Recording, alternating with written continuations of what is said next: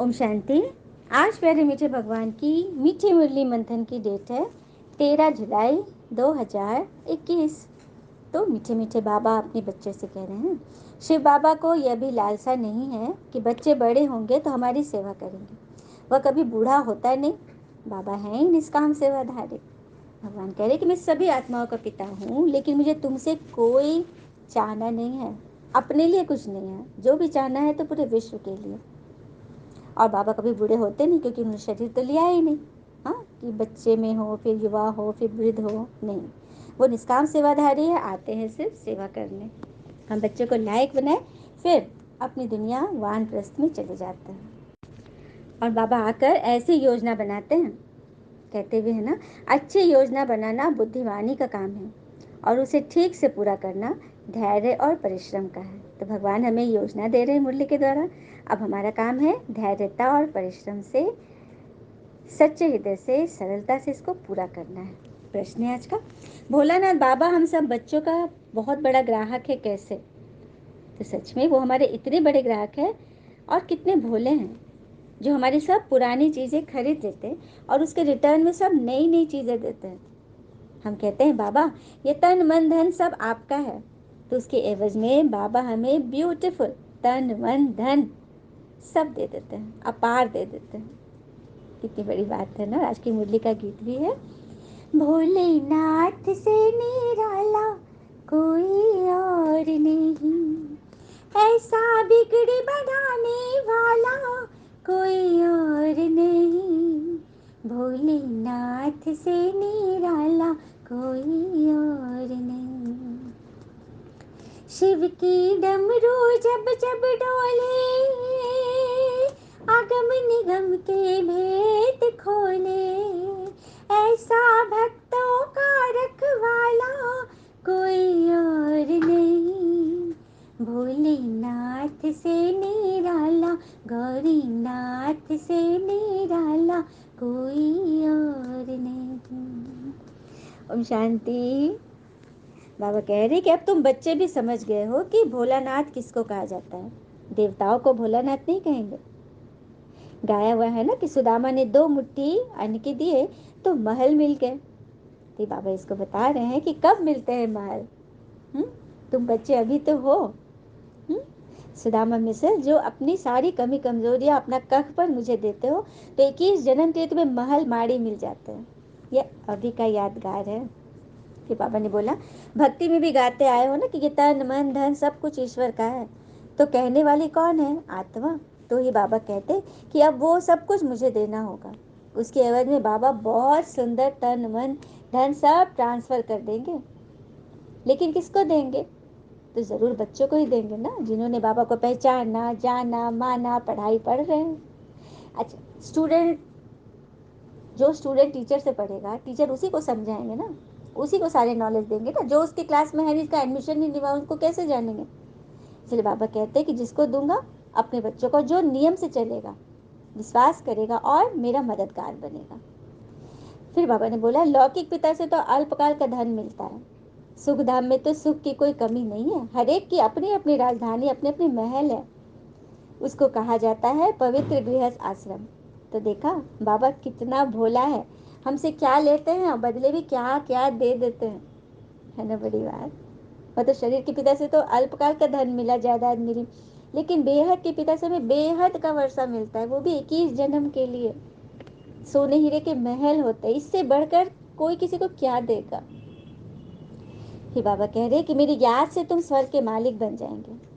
या वह तो लड़ाई वालों को कहते हैं दुनिया में तो, कि युद्ध के मैदान में जो मरेगा वो स्वर्ग में जाएगा। तो कौन से युद्ध की बात है? वास्तव में युद्ध का मैदान तो यही है। उन्होंने तो कौरवों पांडवों का लश्कर दिखाया, वो भी यही है। अपने भीतर ही द्वंद्व है। कौरव है अधर्म का पक्षधर, पांडव है धर्म के पक्षधर। तो हमारे अंदर ही है ना, अच्छाई बुराई दोनों, पॉजिटिव नेगेटिविटी। उन्हीं दोनों में तो युद्ध चलती है, जो कि दुनिया तो कुछ भी नहीं समझती। इसीलिए अज्ञान अंधियारा है, जिसमें ही भगवान ज्ञान का प्रकाश लिए उजियारा करते हैं। यहाँ ही रुद्र गीता ज्ञान यज्ञ रचते हैं, बस पुरानी पतित दुनिया की आहुति दिलवाते हैं। और सबसे बड़ी बात है, ये पतित दुनिया किससे हुई है? विचारों से। संकल्प ही जब पतित हो गए तो सतयुग का युग बन गया। और कहते भी है ना कि सबसे बड़ी मनुष्य की जो विशेषता है कि वो अथक मेहनत करता है, और सबसे बड़ा दोष है कि आसान काम चुनता है, छोटा मार्ग चुनता है और उसी में फंस जाता है। जैसे कि चुंबक, चुंबक कैसे लोहे को आकर्षित करता है, तो हम सब के पास ना अपने अपने विचारों का चुंबक है। हम जैसा सोचते हैं वैसा ही पाते हैं। साधु अगर ईश्वर का नाम जपे तो उसे ईश्वर भी मिल जाते हैं। सोच पर सब निर्भर करता है ना। अब जैसे कि ओस की बूंदे वो केले पे पड़े तो वो कपूर बन जाता है, शीप में गिरे तो वो मोती, और विषधर के मुख में विष बन जाता है। तो बूंद तो एक ही थी, बूंद तो ऊपर से गिरी एक ही है, एक ही प्रकार की, मगर उसको आकर्षित करने वाले का व्यवहार विभिन्न था। इसीलिए अपनी सोच को सुदृढ़ और सकारात्मक रखना है तो फल भी वैसा ही मिलेगा।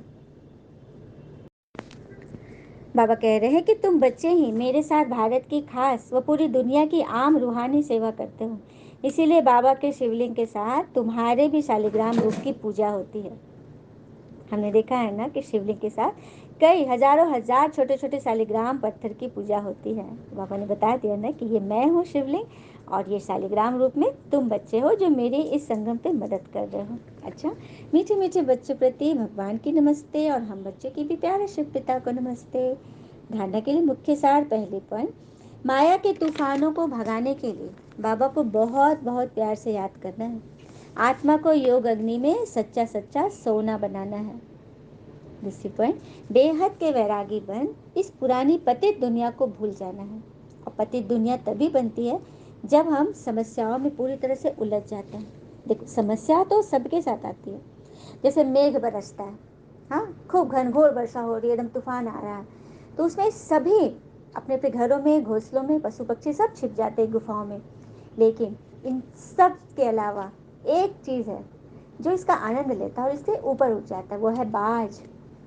बाज नहीं घबराता है, वो और एकाग्रता से एकदम समस्या से, मतलब इस गर्जन से ऊपर उड़ करके आनंद उठाता है। तो यही तो हमसे भगवान चाहते हैं। इस पर एक कहानी भी है। एक प्रोफेसर ने एक दिन क्लास में एंटर किया कॉलेज में। उनके हाथ में एक पानी का गिलास था। अपने बच्चों से पूछा, स्टूडेंट से, कि बताओ तो इसका वजन कितना होगा। कोई नहीं बता, कोई कुछ बोला, कुछ बोला।